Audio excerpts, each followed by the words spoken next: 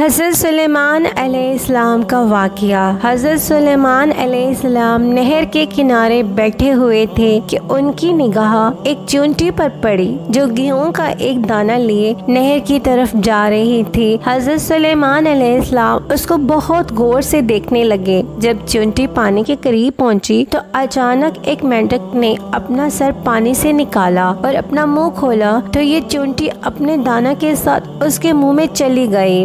مینڈک پانی میں داخل ہو گیا اور پانی میں ہی بہت دیر تک رہا۔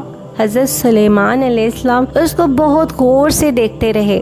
ذرے ہی دیر میں مینڈک پانی سے نکلا اور اپنا منہ کھولا تو چونٹی باہر نکلی، البتہ اس کے ساتھ دانہ نہ تھا۔ حضرت سلیمان علیہ السلام نے اس کو بلا کر معلوم کیا کہ ماجرا کیا تھا اور وہ کہاں گئی تھی۔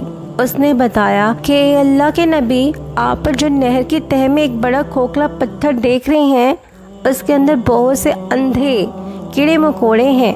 اللہ تعالیٰ نے ان کو وہاں پیدا کیا ہے، وہ وہاں سے روزی تلاش کرنے کے لیے نہیں نکل سکتے۔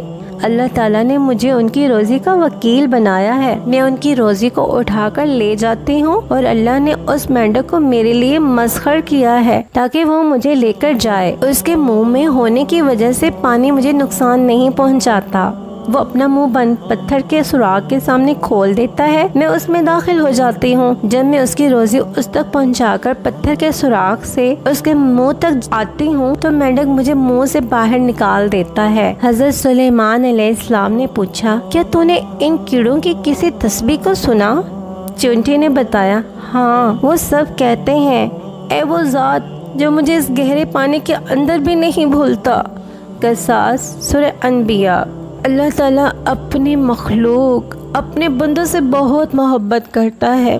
جو اللہ زیر زمین کیڑے مکوڑوں کو نہیں بھولتا، وہ ہمیں کیسے بھول سکتا ہے؟ اگر ہم اللہ کی نعمتوں اور رحمتوں کو شمار کرنا چاہیں تو کبھی نہیں کر سکتے۔ اس کی ذات عطا ہی عطا ہے۔ درخت سے گرنے والا کوئی پتا ایسا نہیں جس کا علم اللہ کو نہ ہو، تو پھر وہ رحمان ذات آپ کی نم آنکھوں کو کیسے بھول سکتا ہے؟ کیسے وہ آپ کی جائز دعاؤں کو کیسے رد کر سکتا ہے؟ کبھی بھی اللہ کی رحمت سے مایوس نہیں ہونا۔